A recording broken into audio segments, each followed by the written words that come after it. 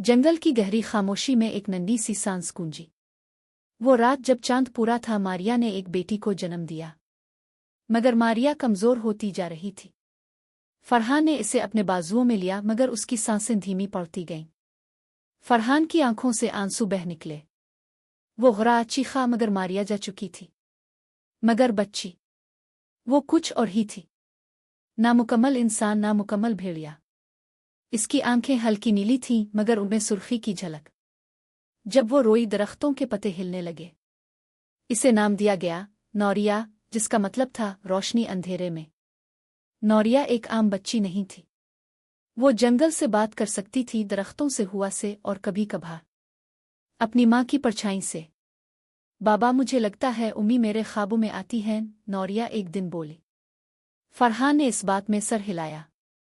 तुम्हारी माँ हमेशा तुम्हारे साथ है।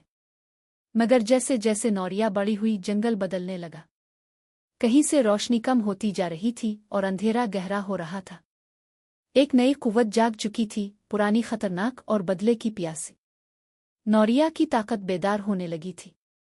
जब वो गुस्से में आती, जानवरों की धड़कन रुक जाती।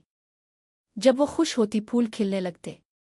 एक दिन नौरिया को एक ख्वाब आया, एक साया जो उसके माँ बाप की मोहब्बत को मिटा देना चाहता था। इसने फरहान से पूछा, अगर मोहब्बत इतनी ताकतवर थी तो उम्मी हमें क्यों छोड़ गई? फरहान ने कहा, मोहब्बत कुर्बानी मांगती है नौरिया, और तुम इस कुर्बानी की रोशनी हो। नौरिया खड़ी थी चट्टान पर, अपने वालिद की तरह, आंखों में सुर्ख रोशनी लिए। मगर ये शुरुआत थी। एक जंग जो सिर्फ जंगल नहीं, रूहों में भी लड़ी जाने वाली थी। तीसरा हिस्सा जल्द रहा है।